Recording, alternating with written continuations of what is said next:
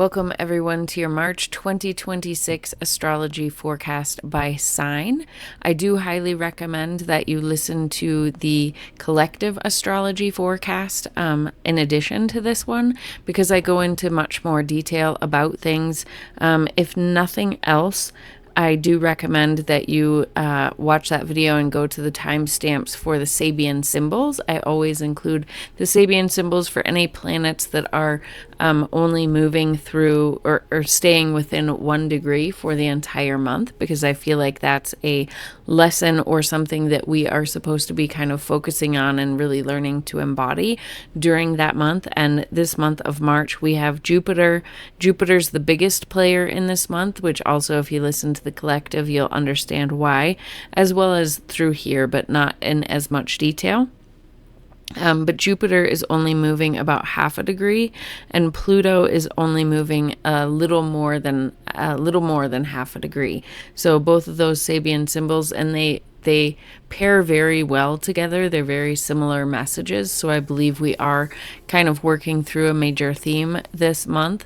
So I highly recommend you go and listen to that collective video. You can fast forward to those timestamps, but I think it is important. And then I do recommend this month listening to the collective video. It is about an hour long, but I do go into more detail about some things. I'm going to go into as much detail for each of the signs as possible, but since it takes so long to get through each sign, I am going to try to condense it a little bit shorter. Instead of having 40 minutes to an hour long each, I'm going to try to keep it to about 15 to 20 minutes each for each sign, so you'll get much more detail in that collective reading and then be able to kind of apply it more to yourself once you get this overview for your sign.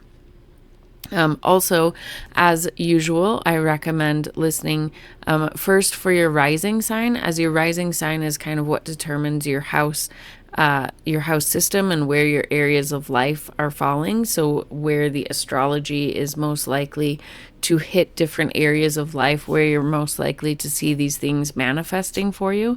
And then listen for your sun. That is more, your soul's purpose, your career, how you're viewing life, kind of outwardly, where your mind may be more focused. And then moon will be more felt on a home front or on an emotional level. So they all do provide accurate information and interpretation, and it's good to listen to all three and kind of marry them all together to get a feel of what's going on for you this month.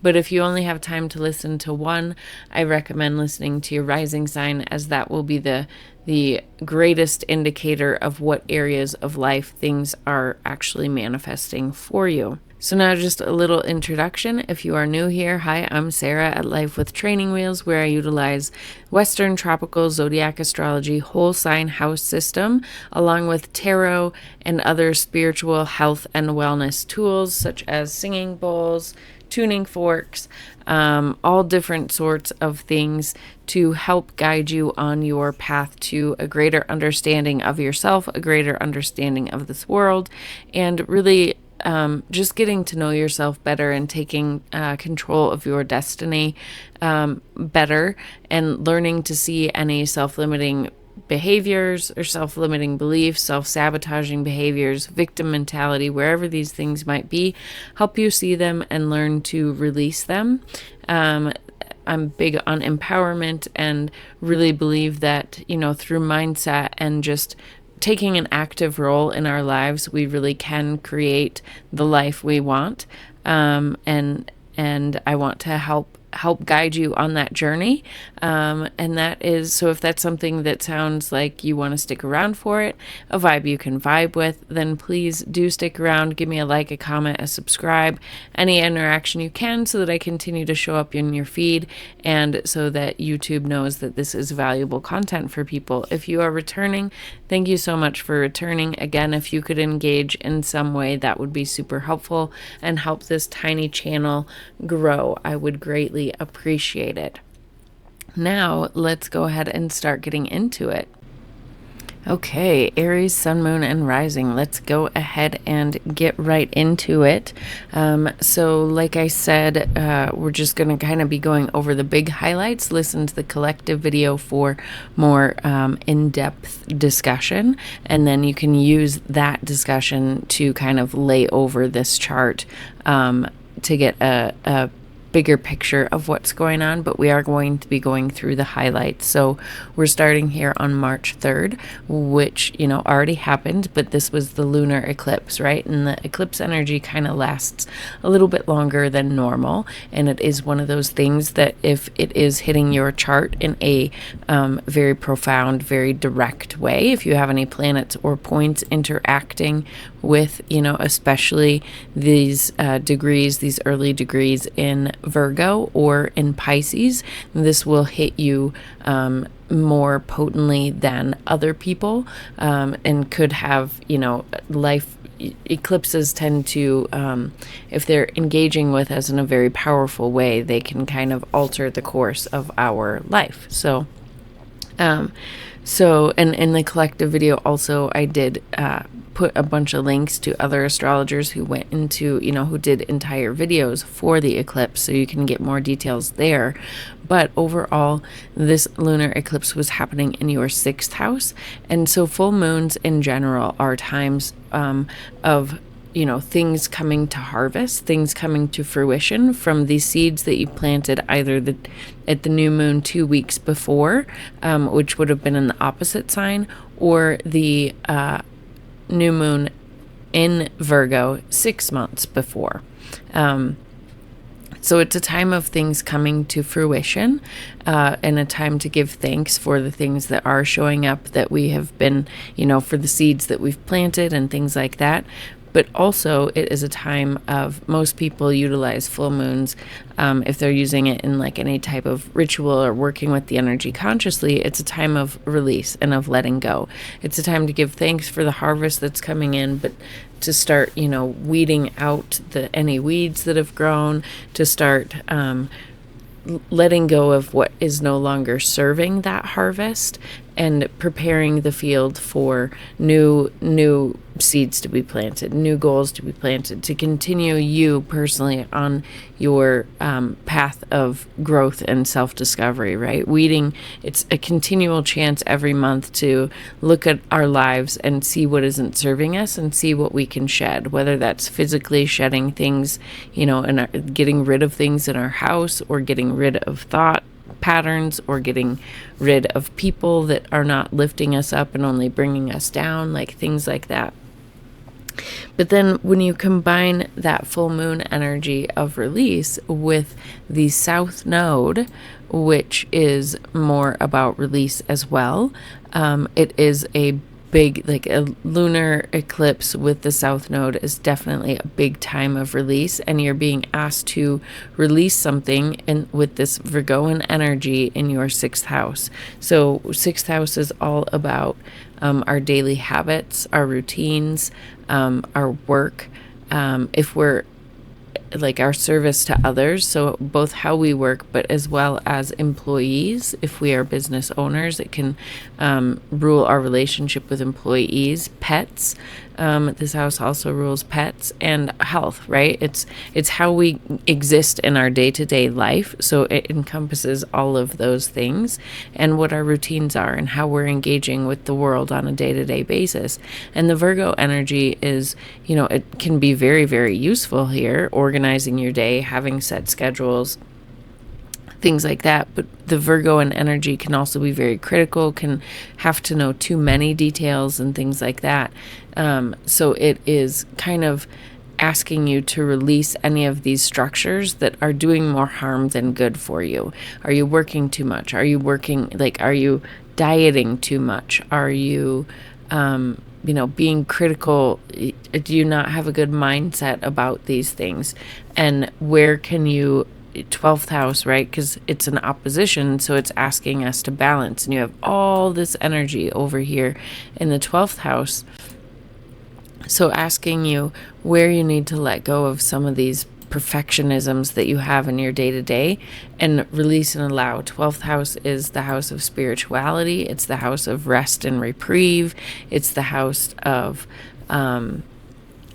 subconscious patterning, self-limiting beliefs, things like that. So like, are there, maybe perhaps addictions that you need to release, that you're able to release with, or forced to release with this lunar eclipse or something like that. But so the focus of the eclipse energy is here, and then it's being very supportive. So whatever is trying to leave, you're being supported here by this sextile from Jupiter in Cancer in your 4th house of home and family and emotional safety. 4th house and Cancer both represent emotional safety as well. And so Jupiter wanting to bring more abundance of that, abundance to or from the home.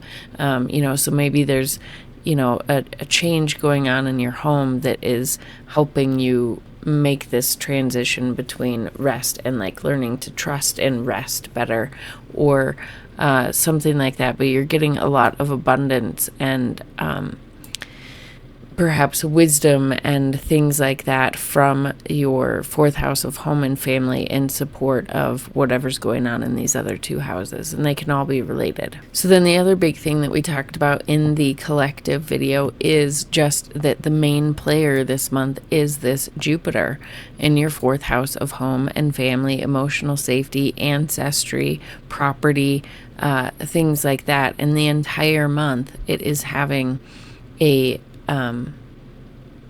trine to Mercury and in your 12th house. And so this is a very Mercury represents our mind and our thought processes and how we see the world, kind of how we take in information, what we study, what we think about.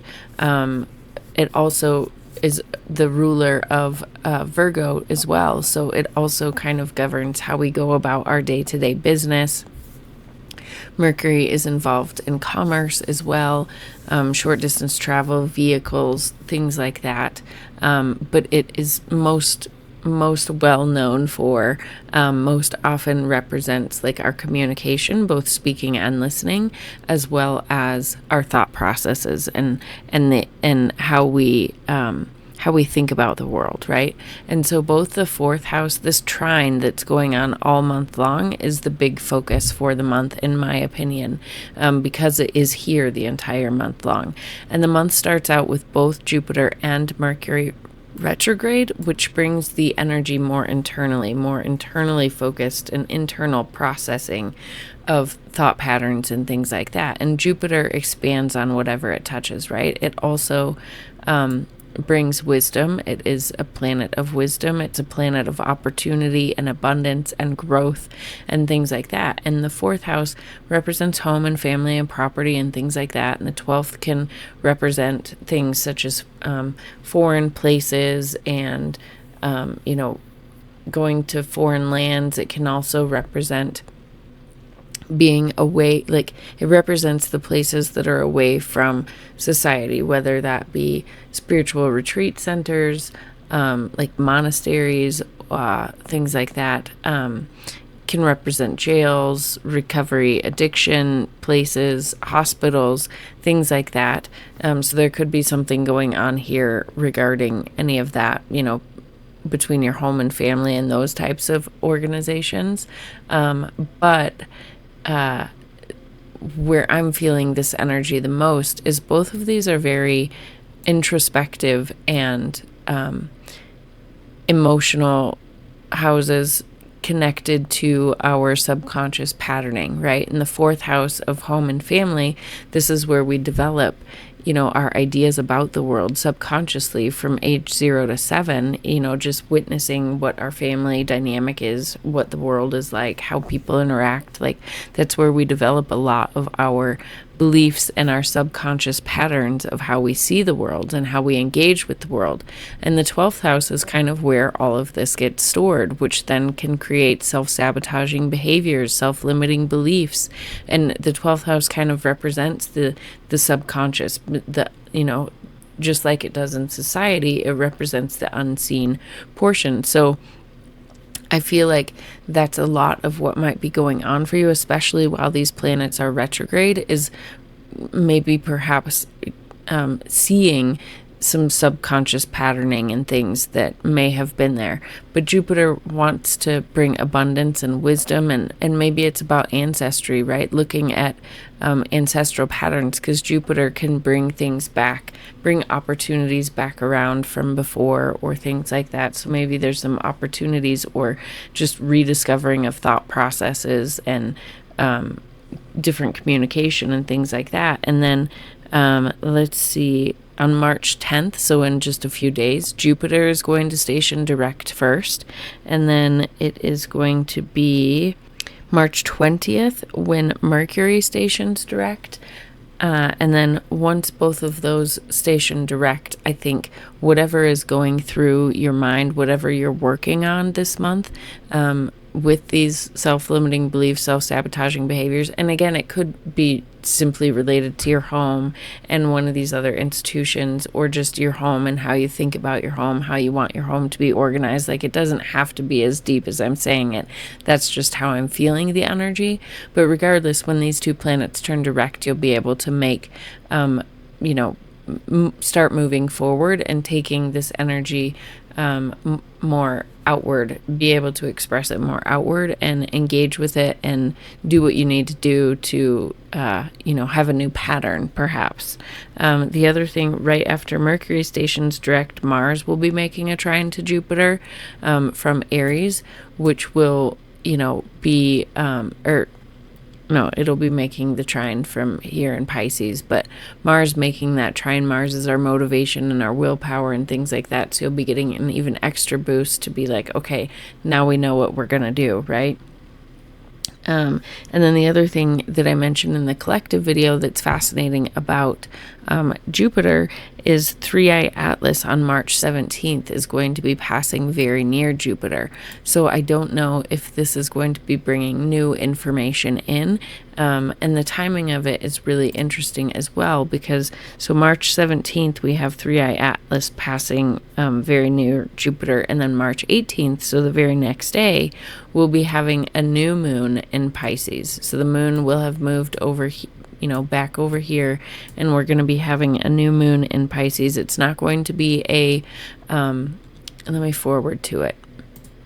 Yes, later this day on the 18th, the moon will be, conjunct here with the sun at 27 degrees of Pisces. So it'll be kind of a new beginning and closing out, because it's getting toward those ending degrees. It's like a new beginnings will be coming in the 12th house, which is probably in relation to all this internal work that you're doing between the 4th house and the 8th house.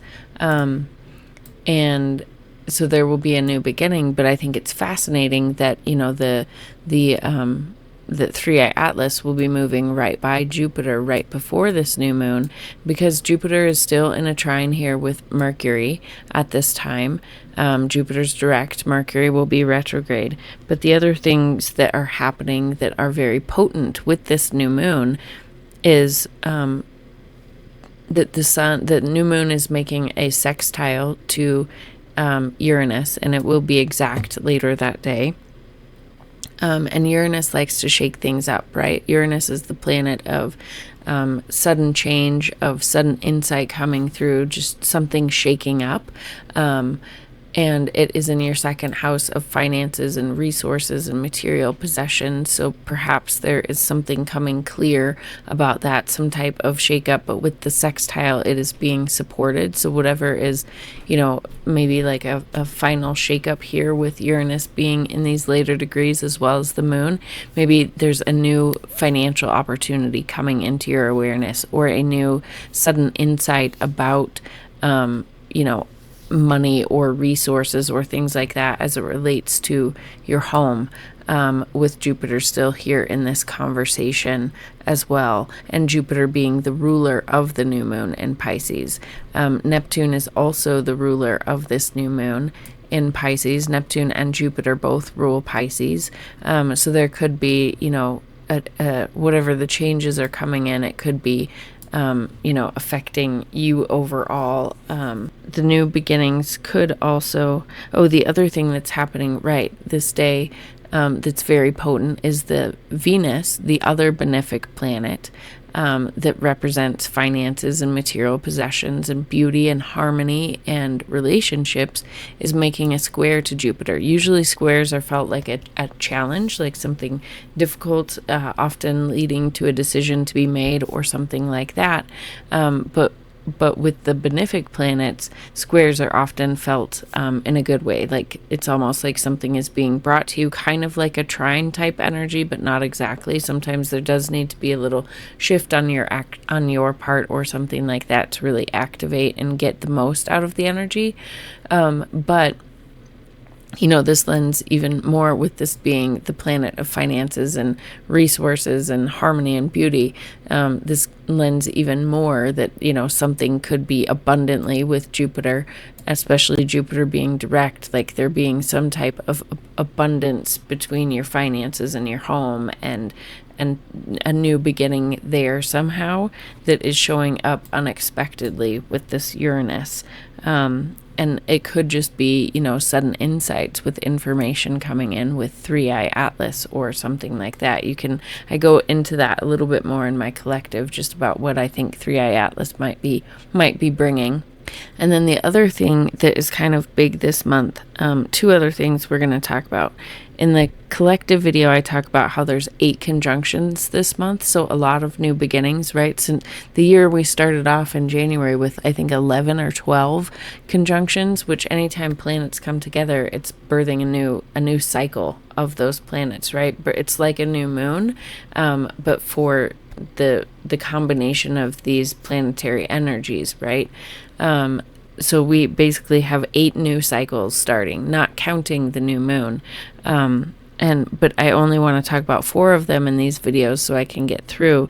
So March 7th, so today, and March 8th, tomorrow, Venus will be making a conjunction with Saturn and Neptune. So just a recap, right? All the personal planets have been playing a big part. They've been traveling together, which they don't normally travel so tightly together, especially along with Mars, and they are starting to split up this month. But they all went through and had conjunctions with the Sun in January in the 10th house, building some new things. And then they all made a conjunction with Pluto in February, or at the end of January, I believe. And, bringing transformation, so birthing new seeds and then transformation, really getting that point immediately of tending to the soil and getting rid of things that would stand in the way of this new growth, this new beginning trying to emerge. And then last month they all made a conjunction with the North Node, making sure that, these new seeds being planted and everything are aligned with where we're supposed to be going, that they're aligned with our higher selves, that we're staying on the right path for our own personal growth and development and everything. And now, we have this big energy, the start, which happened last month, the big energy of the Saturn Neptune conjunction was at 0 degrees. And, that's a real big birthing seed of us starting, kind of marking the completion, although it's going to take a while to play out, but completing the tearing down of old structures that are no longer serving us, and starting the beginning of simultaneously building up the new structures. And I talked about last month how that 0 degree point of Aries, where these planets are coming together, perhaps this is an area where you can help the new world start, right? Help build these structures, this is where maybe you're meant to, not necessarily change your career or anything like that, but meant to be a leader in figuring out how to build this new world, this better world going forward, because the one that we're living in right now is pretty ugly. And so I really think it's beautiful that Venus is the first one that is making the conjunction to, it's gone through all this process of making sure that your finances and your value system, right? Venus is our value system as well. It is the beauty that we see in the world or want to see in the world. And it's how we engage in relationships and want to have harmony and things like that. And so I think it's beautiful that that is the first planet that is making the conjunction to Saturn and Neptune in the beginning degrees of Aries, imbuing, Venus and Neptune. Neptune is the higher octave of Venus. So this is very much imbuing this energy of the compassion and the universal love, and just like bringing that exponentially, right? And harmony and beauty and creativity, bringing a lot of creativity to your mind, perhaps, and perhaps new ideas of how to do relationships and how to work with money or bartering or whatever it is that we're going to be needing to do. And then with Saturn, the conjunction there is, okay, well, what's realistic? What type of budget, what type of things do I need to put into place in order to make this dream a reality, right? And starting with, okay, how do we use our resources, Venus, to make this happen? Is it aligned with our value system? How can we work together in relationship? Like, it gives me goosebumps. It's beautiful that this is how this is starting. And then later in the month, March 22nd and 25th, the sun is going to be coming behind and making a conjunction here. And so the sun is you, right? The sun is who you're meant to be in this world. It's your ego, it's your vitality. It is, and whatever it touches, it also shines light to it, right? So shining a light on this creativity and this dreaminess, and shining a light on what we can make real, like kind of a although this could be felt a little harsher, like when the sun, because it does kind of represent our ego, when the sun does come in contact with both Neptune and Saturn, it can be a bit of an ego check.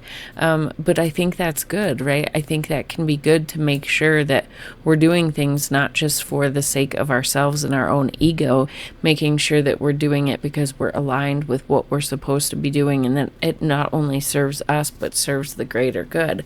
So it could be, depending on how you're going about things, that conjunction could be felt a little bit harder, or it could be felt more like a productive thing, like, okay, yes, this is the dream, this is the best that it can get, but with Saturn here as well, like, what can we actually do? How can we build this foundation right now, and what is my role in that?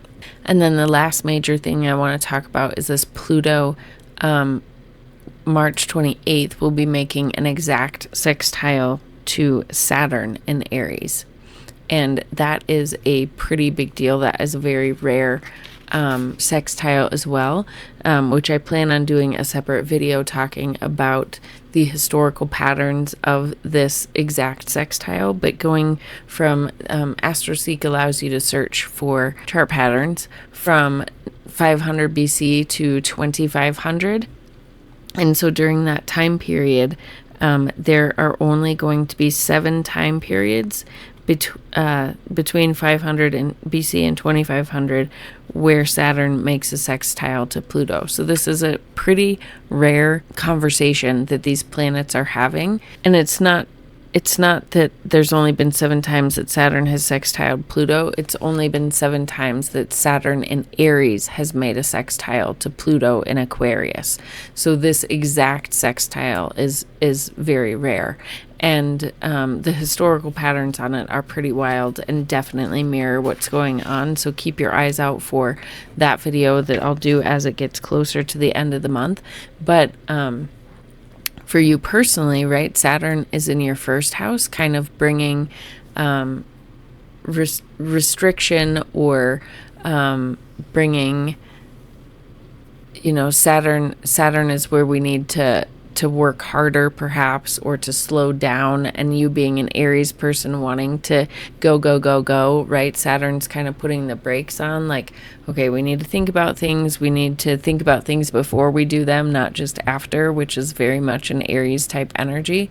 So the Saturn here kind of slowing you down in your first house is making a sextile to over here to Pluto and Aquarius in your 11th house. So Pluto So your 11th house is all about your friendship groups and the groups that you belong to, how you show up in society, not necessarily your career, but how you show up in society, the part that you play in the overall collective, right? And your friend groups and things like that. It's also your hopes and dreams is the 11th house.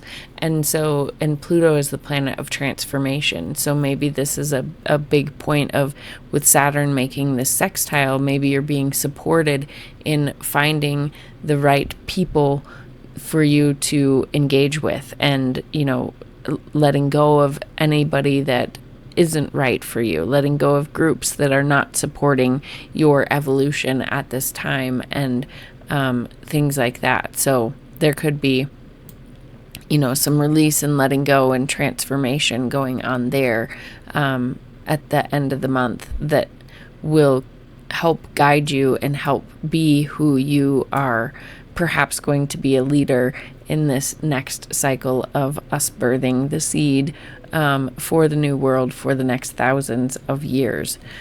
That is really it for your March 2026 forecast. I hope you have enjoyed it. Please comment below with any questions, thoughts, concerns, what you're excited for this month, what you're going through and growing through, anything like that. And just any way that you can interact with this video also helps my tiny channel grow, and I greatly appreciate it. For more details, going more in depth, certainly look at the collective video, which I will link right up here. I do talk about the Sabian symbols and things like that, so I do highly recommend that you watch that. And with the knowledge here, you should be able to kind of pull some more of those ideas that I talk about on the collective, some of the more details, and bring it down into your own chart. If you would like a personal chart reading, whether it's about the solar eclipse that we just had, this lunar eclipse, this Sun and Saturn, or the Saturn and Neptune, conjunction, and how it's moving in your chart. If you would like a personal reading to get a more clear idea of how this is impacting you and your birth chart, I would love to do that. The link will be in the description box for that below. But other than that, I hope you have a wonderful March, and I look forward to seeing you here in my next video.